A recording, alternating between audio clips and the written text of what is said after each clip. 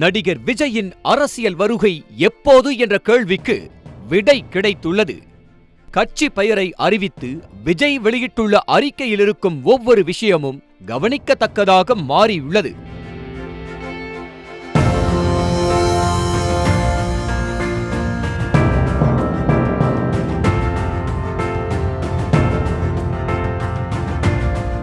தமிழக வெற்றி கழகம் என கட்சி பெயரை அதிகாரப்பூர்வமாக அறிவித்திருக்கும் நடிகர் விஜய் அறிக்கையின் முதல் வார்த்தையே அன்பான தமிழ்நாட்டு மக்களுக்கு வணக்கம் என ஆரம்பித்துள்ளார்.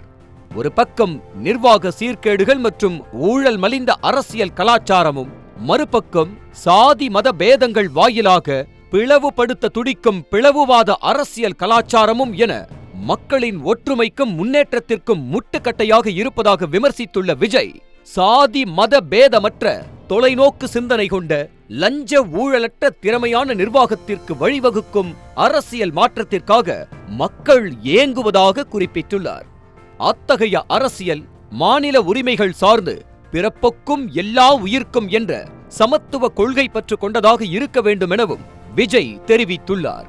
வருகின்ற சட்டமன்ற தேர்தலில் போட்டியிட்டு வெற்றி பெற்று மக்கள் விரும்பும் அடிப்படை அரசியல் மாற்றத்திற்கு வழிவகுப்பதுதான் இலக்கு என உறுதி செய்திருக்கும் விஜய், தேர்தல் ஆணையத்தின் அங்கீகாரம் கிடைத்த பின்னர் கட்சி கொள்கைகள், கோட்பாடுகள், கொடி, சின்னம் குறித்த அறிவிப்பு வெளியாகும் என தெரிவித்துள்ளார்.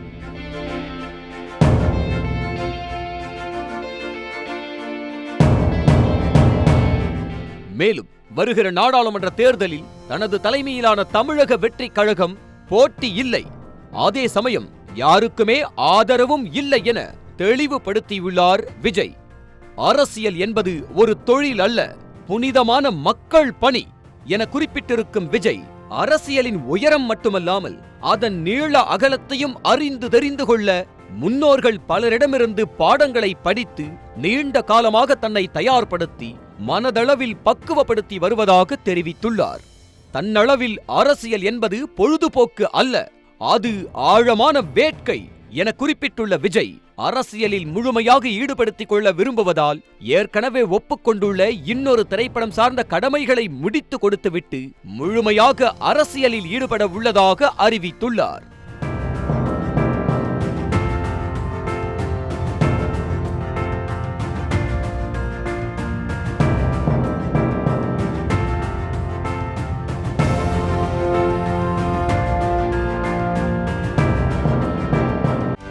செய்திகளை உடனுக்குடனும் துல்லியமாகவும் தெரிந்து கொள்ள சப்ஸ்கிரைப் பண்ணுங்க.